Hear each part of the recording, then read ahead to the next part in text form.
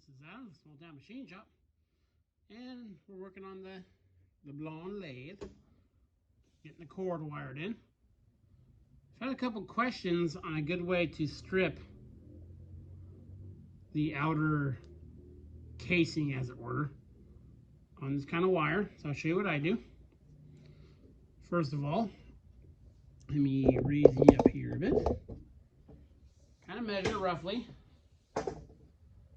where I'm going to go. Now I'm going to bring a ground wire over to the ground on here, and there's not a ground wire coming from the motor up, so I'm going to bring one up. So I don't need to have this ground wire go all the way over there. I'm going to put a wire nut or something in there. So let's say about right there. That should be plenty. So what I do, take a cutter like this, okay? Put it on here with very light pressure. Spin it a couple times. Get that camera there. Again, very light pressure. Once I've spun it around a couple times, pull it off. Let me see if I can get that.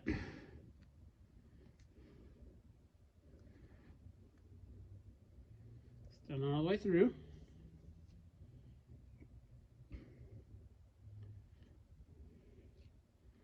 In very light pressure. As you see, I'm holding right up by the end. I check it. See if we're through anywhere. No, we're not. Do it again. Again, light pressure.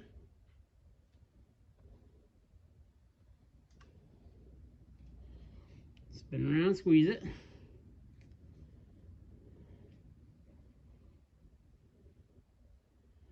Still no. It's fine. It's good. Light pressure.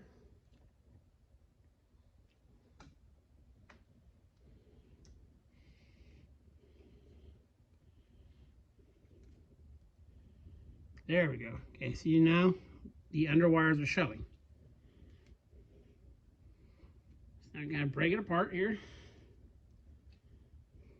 Just rotating it. Okay, it's not some wires are showing. What you do, or what I do, I'm going to up all the way. Hold it in one hand. If you're comfortable with a box knife, you can do this with a box knife too. You just kind of gently push, it'll open up. Let's see if I can get this on camera. Okay, so we're spreading that side. Just gently push. See, it's kind of opening up there. Gently push.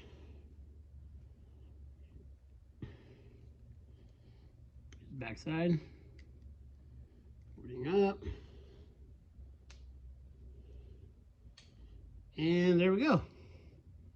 Now cut all the way around. Grab it.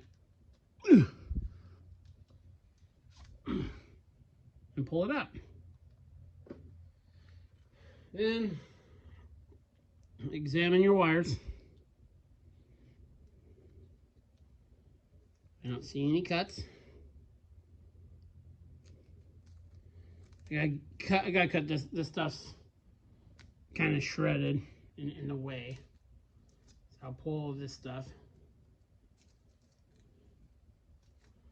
But as you can see, we're all looking good. So that is how I strip those wires. So let me go ahead and cut these guys off. And the sharper the knife you have, the better.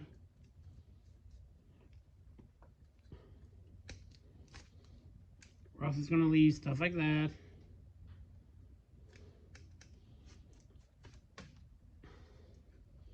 So I'll pull that off for now, and then I'll go back and clean that up. Because I don't like those hairs sticking out.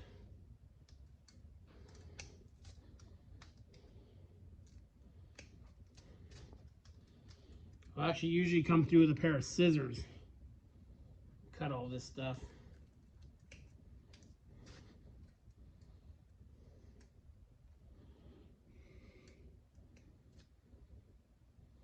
Or a box knife and just, you know, pull it out taut.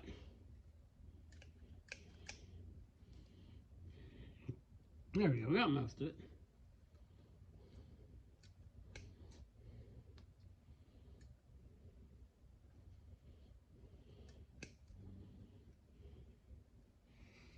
It's gonna be stubborn. There we go. So then what we'll do is just take our thermal stripper here.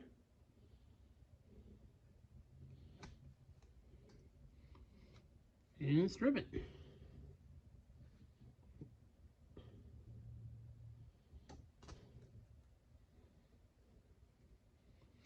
So getting really close to firing this thing up, guys.